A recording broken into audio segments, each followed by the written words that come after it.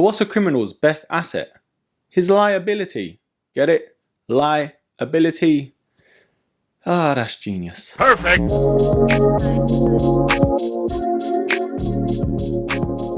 So it's been a while since my last video, and I can explain. I took some time out to celebrate my 30th birthday. Yes, your boy looks 55, but I just turned 30. So I did a little bit of traveling to celebrate it, but your broski's back, and this one's a banger. We are in Air Max month, and of course Air Max Day is right around the corner, so it was only right to do this video. Now, a little disclaimer, I don't have the biggest collection, but for me it's always quality over quantity. I have got rid of quite a few pairs just to make room for some new ones, and of course the ones I have kept I absolutely love. And hold on, one last thing before we get started. Of course, as you can tell from right behind me, we have changed it up a bit. A big up to Shoestack. I'm not sponsored by them, but I am affiliated. For me, they've got the best shoe display cases on the market, and they do other essential stuff as well, like shoe cleaning wipes and shoe trees. So click the link in the description box below and use broski10 at checkout. But big up Shoestack as always, nothing but love. And with that out of the way, these are the top 10 Air Max in my collection.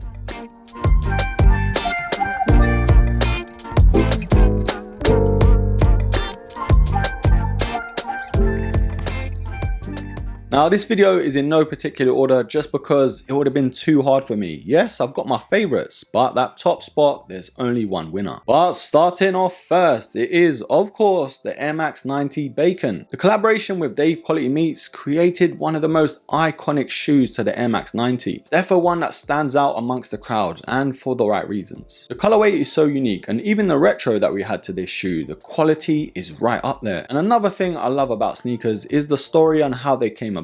An Air Max 90 DQM has got such an amazing story. But starting off strong, it is the Air Max 90 Bacon. Now the next shoe was actually one of the first sneakers Nike ever gifted me when I was working with them over COVID. And it is one of my most worn sneakers in my collection. It is the Air Max 95 Kiss My Airs. And yes, we did have a new Kiss My Airs pack released recently. But I've got to say, this Air Max 95 is still one of the best. It pays the right amount of homage to the OG neon green colorway, whilst at the same time still doing its own thing. And even though it is such a loud shoe, it does go with so many different outfits. But that is the Air Max 95 Kiss My Airs. Now next up is a shoe that kind of revived the Air Max One. This collab for me is one of the best on that shoe. It is of course the Air Max One Patta Monarch. Now this collaboration in this colorway was one that stood out for me. It created a lot of hype, but at the same time it was very authentic. Got a lot of people interested in the Air Max One again. And in my opinion, the Monarch is still the best colorway. The aqua was cool, but once I missed the drop, I was not paying resale. So that is of course the Air Max One Patta Monarch. Now next is a silhouette that did retro very recently, and before then it was defo on my grail list. I missed the last retro, but this one I'm very happy with. It is the iconic Air Max 97 Silver Bullet. Yes, these may have been sitting, but for me that's always a bonus. I always love a sneaker that's so iconic and it's so easy to cop. And the 97 Silver Bullet for me is the best colorway to the shoe. Yes, the gold bullets are pretty cool, but you just can't beat the silvers. And I know a lot of people aren't really feeling the 97, mainly down to the narrowness and the comfort. But in my opinion, once you've broken them in, they are easily a daily beater. So that is of course the iconic Air Max 97 Silver Bullet. Now next, I am kind of cheating a bit. I'm putting two sneakers from the same pack on this list. And for me, it was one of the best drops of last year. It is indeed the Air Max One Concepts Heavy and Mellow. Now yes, I've made it clear I am more of a fan of the heavy colorway, but best believe the Mellow isn't far behind. And what a great release to celebrate the Air Max One's 35th anniversary last year. One of the best packs to release in my opinion ever to the Air Max One. And no matter what sneaker you pick from the pack, these will be defo turning heads. And maybe down the line I will be completing the pack with the far outs, but for now I am happy with these two. But that is the Air Max One Concepts Heavy and Mellow. Now next, again we have two shoes from the same pack. They are the Air Max One Ugly Duckling Honeydew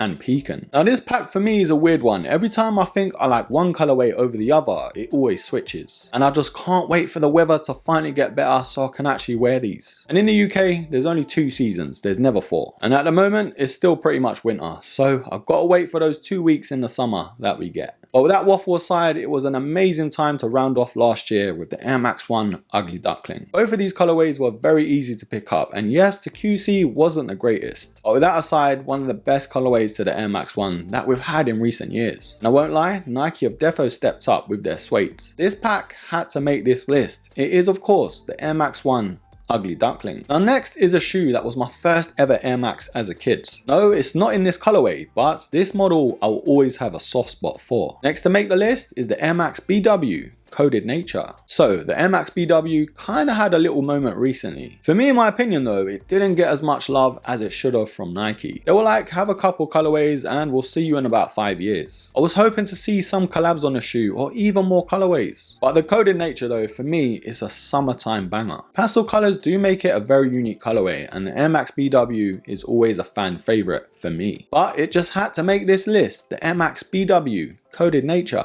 Now the next sneaker up is the newest addition to my collection. It is the Air Max One Crepe Soft Grey. Now a lot of people were divided with this shoe, and it's mainly because of the outsole. Personally, I am a fan. I don't know why people have such a problem with it, but I know because the Air Max One's outsole is so iconic, I do kind of get it. But in my opinion, it's a nice change up. And not to forget, the suede panels on this sneaker is by far one of the best Nike's ever produced. Dare I say it, but it might just be a New Balance quality sneaker. Don't get me wrong though, I do have some glue stains on mine, but because of the colorway, because of the shoe, I have to let it go. But don't call me Elsa just yet. Those are the only complaints I do have with the shoe. A lot of people did like the soft grey, and even though they did sit for a bit, they're pretty much sold out everywhere. So it looks like a lot of people did like this shoe as well. But that's the latest sneaker in my collection. It is the Air Max One Soft Grey. Now next is a colorway to the Air Max One that is very similar to the soft grey. And I bet you know what's coming next. It is the Air Max One Crap Hemp.